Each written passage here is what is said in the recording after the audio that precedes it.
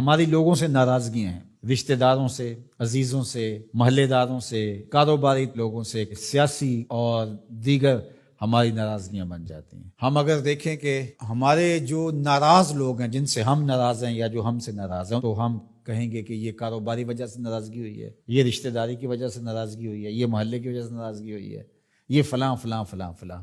اب ڈھونڈے ہماری اللہ کے لیے ناراضگی کتنے لوگوں سے ہوئی ہے، تو شاید ہمیں بہت کم لوگ ملیں۔ تو پھر اس کا مطلب یہ ہوا کہ ہمارا بغض اللہ کے لیے نہیں ہے۔ اس طرح الحب للہ، ہماری لوگوں سے محبت، لوگوں سے پیار، رشتہ داریوں کی وجہ سے پیار، کاروباری سانجھ کی وجہ سے پیار، محلے گلی کی وجہ سے پیار، یہ کلاس فیلو ہے اس سے پیار، یہ کالج میں اکٹھے پڑھتے ہیں ان سے پیار، ان کی فلاں جگہ پہ سفر پہ ملاقات ہوگی ان سے پیار۔ جب ہم شادی بیٹے کی بیٹی کی کرتے ہیں تو کارڈ لکھنے بیٹھتے ہیں تو یہ رشتہ داروں کے لکھ رہے ہیں، ان سے تعلق کس وجہ سے ہے؟ رشتہ داری کی وجہ سے۔ یہ گلی کے لوگوں کا لکھ لو، یہ کاروباری سرکل ہے، یہ میرے کلاس فیلوز ہیں، یہ لڑکے کے کلاس فیلوز ہیں، یہ لڑکے کے بھائی کے کلاس فیلوز ہیں، یہ ہمارے سیاسی رابطے ہیں۔ ان کارڈوں کو لکھتے ہوئے کبھی ہم نے یہ دیکھا کہ اللہ کے لیے کتنے لکھ رہے ہیں، اس کے رسول کے لیے کتنے لکھ رہے ہیں؟ اگر ہم یہ دیکھیں تو پھر ہمیں مبارک ہو، اور اگر ایسا کوئی بھی نہیں، ہماری دوستیوں کے سبب اور ہوتے ہیں، اور ہم کہتے ہیں ایمان کا مزہ نہیں آیا، ایمان کا سرور نہیں آیا، کہتے ہیں جتنا گڑ ڈالو گے اتنا ہی میٹھا ہوگا، تو تم نے گڑ ہی نہیں ڈالا تو اس پھیکے سے کیا مٹھاس آئے گی؟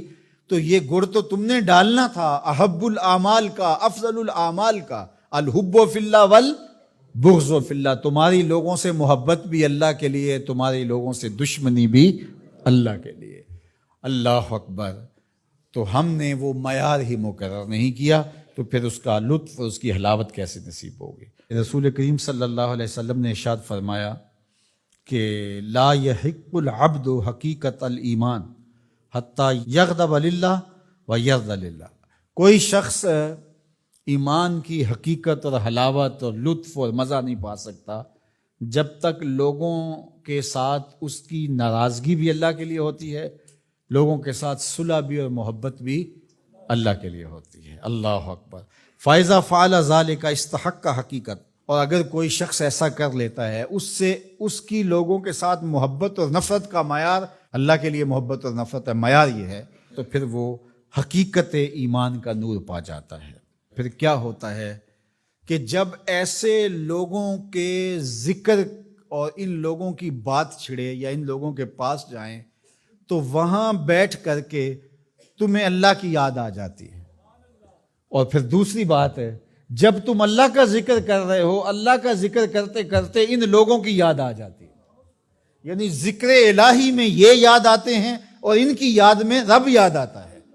اللہ اکبر۔ یعنی پھر یہ اللہ کے ذکر سے الگ نہیں ہوتے، تم یاد رب کو کر رہے ہوتے ہو تو رب کے یہ دوست بھی ساتھ یاد آ جاتے ہیں، اور اگر تم ان کو یاد کر رہے ہو تو ان کو یاد کرتے کرتے رب یاد آ جاتا ہے، کیونکہ تمہاری ان سے محبت ہی اللہ کے لیے ہے۔ اسلام کی، دین کی، ایمان کی خوبصورت اور مضبوط کڑی یہ ہے کہ تم کسی سے پیار کرو تو وہ بھی اللہ کے لیے، کسی سے دشمنی رکھو تو وہ بھی اللہ۔